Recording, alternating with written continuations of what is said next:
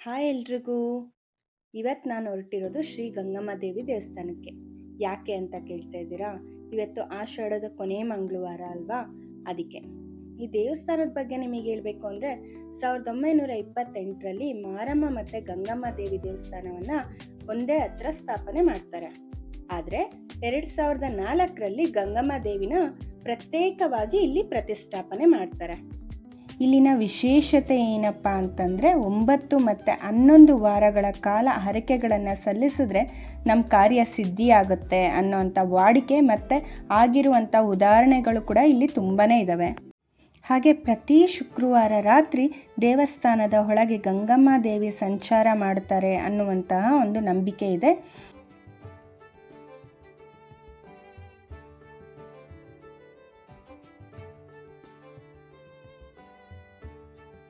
ಹಾಗೆ ಇಲ್ಲಿ ವಿಶೇಷವಾದ ಪೂಜೆಗಳು ಮತ್ತು ಸೇವೆಗಳು ನಡೀತಾ ಇರುತ್ತೆ.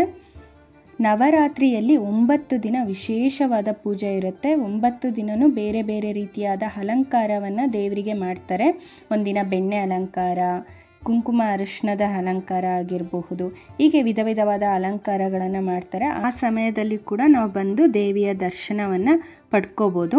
ಹಾಗೆ ಇಲ್ಲಿ ವಾಕ್ಸಿದ್ಧಿ ಸೇವಾ ಪೂಜೆಯನ್ನು ಮಾಡಲಾಗುತ್ತೆ. ಇದು 6 ವರ್ಷ ಆದ್ರೂ ಮಕ್ಕಳಿಗೆ ಮಾತುಗಳು ಬರ್ತಾ ಇಲ್ಲ ಅಥವಾ ಸ್ಪಷ್ಟವಾಗಿ ಉಚ್ಚಾರಣೆ ಮಾಡ್ತಾ ಇಲ್ಲ ಅನ್ನುವಂಥ ಮಗುವಿಗೆ ದೇವಿಯ ತ್ರಿಶೂಲದಿಂದ ಓಂಕಾರವನ್ನು ಬರೀಲಾಗುತ್ತೆ. ಹಾಗೆ ಕಂಕಣ ಭಾಗ್ಯ ಮತ್ತು ಸಂತಾನ ಭಾಗ್ಯ ಸೇವಾ ಪೂಜೆಗಳು ಕೂಡ ಇಲ್ಲಿ ನಡೆಸ್ತಾರೆ. ಹಾಗೆ 9 ವಾರ ಅಥವಾ 11 ವಾರ ನಿಂಬೆಹಣ್ಣಿನ ಆರತಿ ಅಥವಾ ಬೆಲ್ಲದ ಆರತಿಗಳನ್ನು ಮಾಡೋದ್ರ ಮೂಲಕ ಕೂಡ ಇಲ್ಲಿ ಹರಕೆಗಳನ್ನು ಸಲ್ಲಿಸ್ತಾರೆ. ಹಾಗೆ ಇಲ್ಲಿ ನಾವು ರಕ್ಷಾದಾರವನ್ನು ಕಟ್ಟಿಸ್ಕೊಳ್ಬೋದು. ಏನಪ್ಪ ಇದು ರಕ್ಷಾದಾರ ಅಂತ ಕೇಳ್ತಾ ಇದ್ದೀರಾ?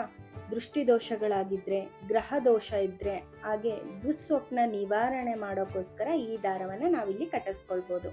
ನಿಮಗೂ ಕೂಡ ದೇವರು ದರ್ಶನ ಮಾಡಬೇಕು ಅನ್ನಿಸ್ತಾ ಇದೆಯಾ? ಹಾಗಾದರೆ ಈ ವಿಷಯ ಕೇಳಿಸ್ಕೊಳ್ಳಿ.